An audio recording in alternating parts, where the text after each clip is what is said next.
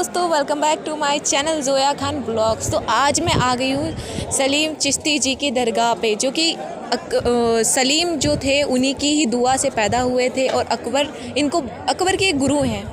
तो आज मैं यहाँ आ चुकी हूँ आपको दिखाने के लिए। तो पहले नज़र मारिए आप एक मेन दरवाज़े पे, ये है आपका बादशाही दरवाज़ा। बादशाही दरवाज़ा की बात करूँ तो यहाँ से सिर्फ बादशाह की एंट्री होती थी, आम नागरिक यहाँ पे नहीं आ सकता था। जो कॉमन पर्सन्स थे वो यहाँ से नहीं गुजर सकते थे, सिर्फ बादशाह की एंट्री होती थी। नज़र मारिए अगर दूसरे दरवाजे पे, तो दूसरा दरवाज़ा आप देख सकते हो जो है वो है आपका बुलंद दरवाज़ा। इसमें से जो आम लोग थे वो आ सकते थे, उनकी एंट्री थी। लेकिन अब गवर्नमेंट ने दोनों साइड से एंट्री कर दी है, क्योंकि बादशाही हुकूमत तो चली गई अब। तो अब इंसान किधर से भी आ सकता है, इस दरवाजे से भी और दूसरे दरवाजे से भी। और बात करूं अगर इस दरगाह की, तो सामने आप देख सकते हो, पहले मस्जिद का मुआयना कीजिएगा। सामने जो है मस्जिद है, जहाँ पे 5 टाइम की लोग नमाज़ अदा करते हैं, और यहाँ पे मदरसा भी है। और पीछे के साइड में 80 से ज़्यादा जो है कमरों वाला मदरसा है, जिसमें बच्चे पढ़ते हैं। और बात करूं सामने की, तो कब्रें आपको दिख रही होंगी।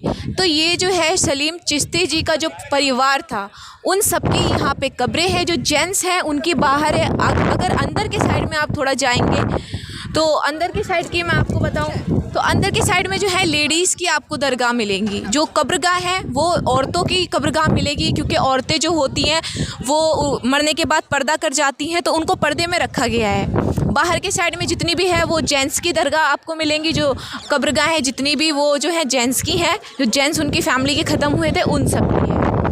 अब बात करूँ अगर यहाँ की सबसे प्यारी चीज़ की, तो पहली चीज़ आपको मैं उससे पहले ये दिखा दूँ कि कितनी शानदार है। ऊपर के साइड में आपको जो गुम्बद हैं वो दिख रहे होंगे। पहले के टाइम में जो था, इन पे मशाल जला करती थी, लेकिन अभी के टाइम में गवर्नमेंट ने मशाल जलाना बंद करके यहाँ पे लाइट्स लगवा दिए हैं, तो लाइट्स जला करती है। अब आते हम सलीम चिश्ती जी की दरगाह पे। तो बात करें अगर सलीम चिश्ती जी की दरगाह की, तो कहानी क्यों कुछ इस कदर है कि जब उनकी जो 3 बीवियाँ थी, मरियम, रुकैया और जोधा बाई, तो इन तीनों से ही उनको औलाद नहीं हो रही थी। तो औलाद ना होने की वजह से जब वो अजमेर गए, अपनी औलाद की दरगाह पे जाके उन्होंने अपनी औलाद की दुआ मांगी।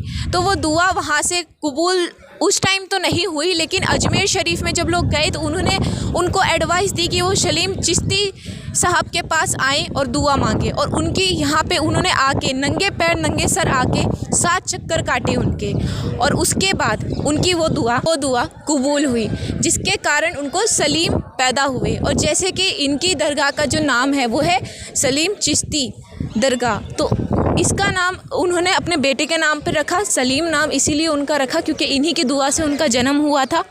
और जब सलीम पैदा हुए, उसके बाद इनको ऐसे एक दरगाह में तब्दील करवा दिया और ये पूरी मस्जिदें बनवाई। अब मैं बात करूँ, जब सलीम बड़े हुए, उनको ये पता चला कि उन्हीं की दुआ से आज वो पैदा हुए हैं, तो उन्होंने इसको संगमरमर के पत्थर, सफ़ेद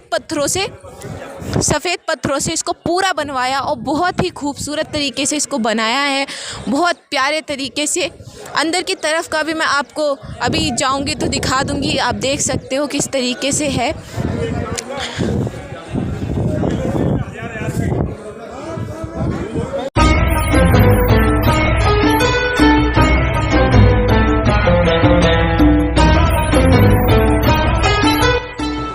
दोस्तों, अगर आपकी प्यारी आंखें इस टाइम पे ये वीडियो देख रही हैं, तो आप भी अपनी दुआ मांग सकते हो। यहाँ पे जो मैंने भी दुआ अपनी मांग ली है, यहाँ पे आप भी अगर दिल में ऐसी कोई दुआ है तो आप मांग सकते हो। जब आपकी दुआ पूरी होगी तो आप यहाँ पे आके चादर या धागा चढ़ा सकते हो।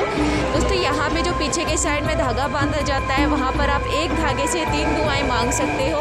और कभी भी यहाँ पर आते हो, और ये बहुत ही सच्ची दरगाह है। यहाँ पर 100% सबकी दुआ पूरी होती है, देर हो या जल्दी हो, पर होती है। तो आप भी अपनी दुआ मांग सकते हो दोस्तों। और यहाँ पे जो है झाड़ा भी लगाया जाता है जब दरवाजे से निकलते टाइम पे, ताकि इंसान की सारी दुख तकलीफें थोड़ी सी